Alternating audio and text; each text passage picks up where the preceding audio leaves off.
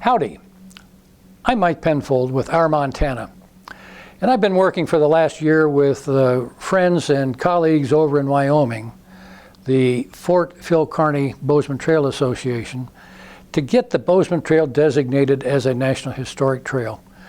This trail has such an amazing history of conflict with the Indians, the last gold rush trail to a mining camp, the big herd that came in, really the first big herd of cattle that was brought into Montana.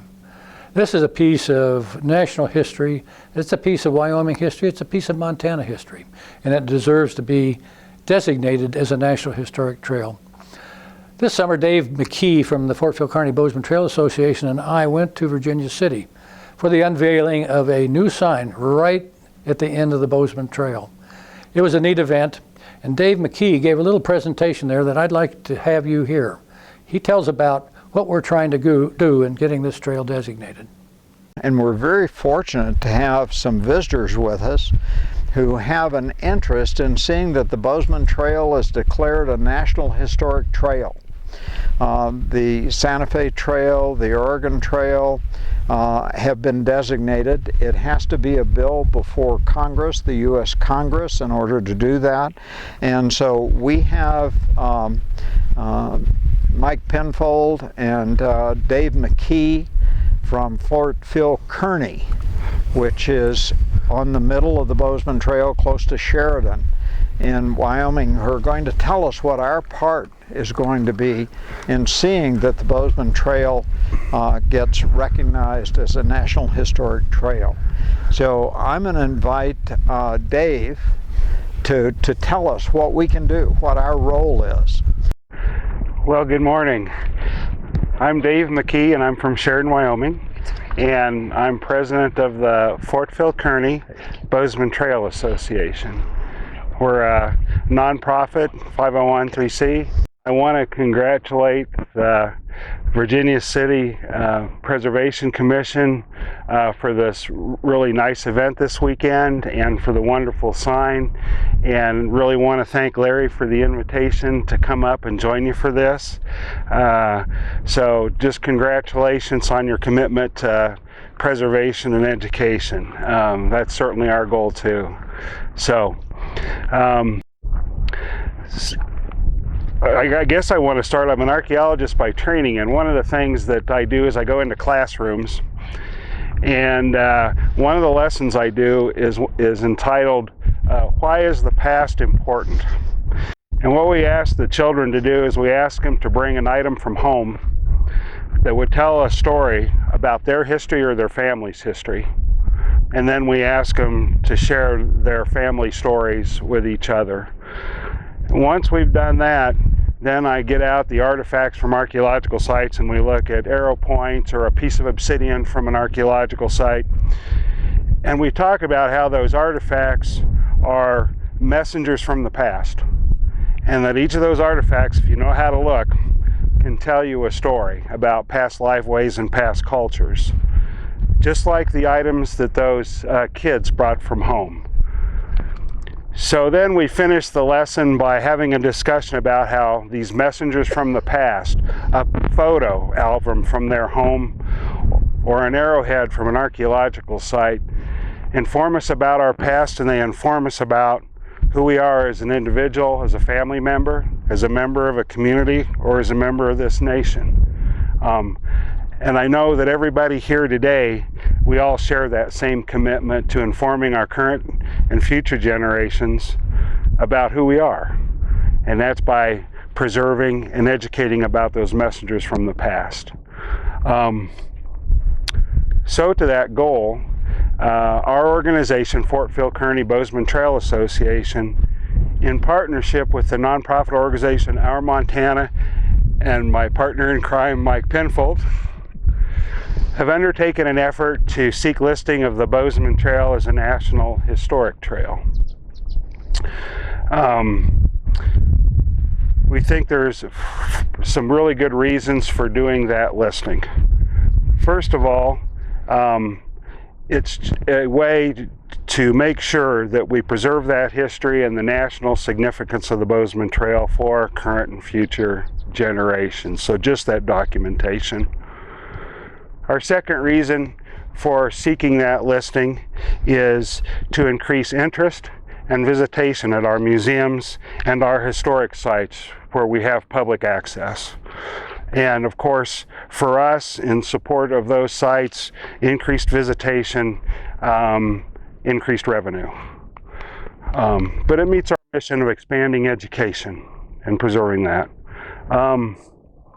Third reason for us, we do grant writing in support of these historic sites. So we think National Historic Trail listing will strengthen our grant applications, and through that, enhance education opportunities along the Bozeman Trail corridor in Montana and Wyoming. And fourth, and I think very relevant, if we can get increased interest, more visitation, that's a direct benefit to our local economies. So I'm all about supporting the community, western community I live in, and I'm sure you do too. To get national designation listing, we're following steps in the National Trails Act. So the first step is for us to ask our U.S. congressional delegation for legislation that would implement a feasibility study as to whether national significance listing is warranted. That would be undertaken by the Secretary of Interior. If that legislation is passed and they do the feasibility study, their team would analyze a number of criteria for national significance. One would be from historic maps and documents and histories, can they identify a continuous route? And we've got a map here that shows the continuous route. It doesn't have to be intact wagon ruts. It simply needs to be a historically documented continuous route, and we got that. They'll also look at current and potential recreation and educational opportunities along the trail corridor. What museums do we have? What historic sites can we visit? So what are the opportunities there? Another thing they'll look at is, again, economic benefits. So when they do a feasibility study, they do community meetings, it's full public participation, and they'll do a formal comment period, sort of a government thing, but what they're trying to do is hear and measure public desirability in our local communities for that national designation. So that's a key for them. If at the end of their feasibility study they find that the Bozeman Trail is worthy of national designation, which of course we do, then we would go to Congress for the second and final time and ask for legislation that formally designates the Bozeman Trail as a National Historic Trail. One thing that's key for us in Wyoming, and I'm pretty sure it's the same in Montana, the vast majority of the historic route is on private. So for final legislation for national designation, we do not want, and we want language in there that there would be no purchase of private land and there would be no federal overreach on private land. That's a big one for us, and if you go to the National Trails Act, you can see previous trails that have been listed and the language is in there. And then as a footnote, this spring a bill was introduced in Congress for the final designation of the Chisholm and Western Stock Trails in Kansas, Oklahoma, and Texas. In a small world moment, I found that the person leading that is an old high school mate of mine. So funny how that works out. But anyway, they have specific language on the floor in that bill with extra language about protecting private property rights. I bring it up because most of the trail routes are private, and that's an issue and a concern for people. We want to be good neighbors. I live in that community, and so that's what we're about there. For the last 10 months, before going to Congress for legislation, we've been doing the public outreach. So we've done organizations, we've done industry in Wyoming, the Mining Association, Petroleum Association, and Livestock Association are my first three stops, and county commissioners. But we've also reached out to the historic preservation groups, historical societies, museums. So we've been doing that for about 10 months. Of course, we reached out to the congressional staffs, and we've been in discussions with them. And about 2 months ago, we had a 30-minute Zoom call with Senator Cynthia Lummis from Wyoming, so that we could explain what our proposal is and look for her support. And tribes. So we've reached out to the Lakota, we've reached out to the Northern Cheyenne, the Crow, Eastern Shoshone. We reached out to all the tribes whose history are tied to the Bozeman Trail and the events around it. One of the things that we're really fortunate to have is an advisor in our group named Donovan Sprague. And Donovan is a Miniconjou Lakota. He's a published author. He's published a number of histories. And I've known him for a long time. He's a direct descendant of High Backbone, who was one of the leaders at the Fetterman battle, and Hump, who was engaged at the Little Bighorn. So he's advising us, and we're in discussions with the other groups. I just had the delegation from the Northern Cheyenne down on June 24th, and we did a walk through the Fetterman battle site. And I've got a delegation from Crow coming down here in a couple of weeks. And the Crow are pretty significant because a big chunk of the Bozeman Trail goes across Crowland. So we really want their involvement, and Senator Lummis, in talking to her, she said it'll be really important to have the Crow on board. So we knew that, and it was actually nice to hear her say that. So we're working on it. So we've been doing the outreach. We've been doing a lot of presentations to groups and organizations. Got all our stuff loaded on our website, fortphilkearney.com, and our Montana the same. And so as a result of our outreach, we've had some news articles in Montana and Wyoming newspapers, so people are hearing about us.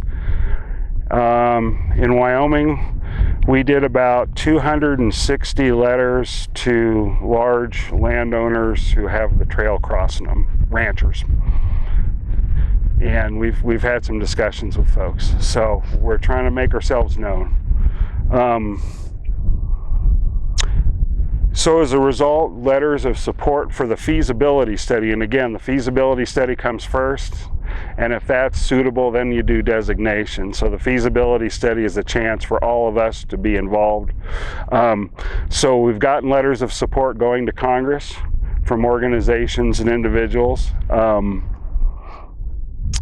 And we're still in consultation with the tribes.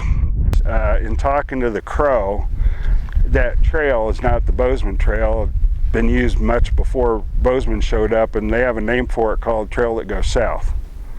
And they have a couple of sites along it that are really important to them, where they would get ready, get organized to take a trip south. So they have some oral history, and that indigenous route, also an indigenous route called the Great Northern Trail, and the Blackfeet talk a lot about it. And I think it ties right into the Bozeman down in here.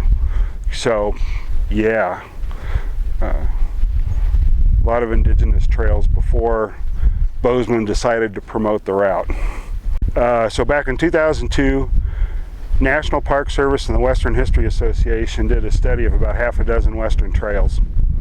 And they found that the Bozeman Trail was of national historic significance, and the criteria that they pinned that on was Trans-Mississippi Military Campaigns, which in short for us is Red Cloud's War on the Bozeman Trail. That coalition of the tribes and the success in getting the trail closed under the Laramie Treaty of '68, and Forts Reno and Kearney and C.F. Smith abandoned. We think, if with additional study, there's huge opportunity to include national significance for the Bozeman Trail for mining, for trade, for settlement. So there's a number of areas they haven't even touched yet that we think, but we already have at least the military campaigns and Red Cloud's War in hand. Well, thanks for having me. I'm sticking around because I've never been here before, so give me a shout, give me a holler, tell me a story. Thank you. Thanks, Larry. So, there you have it. Thank you, Dave McKee.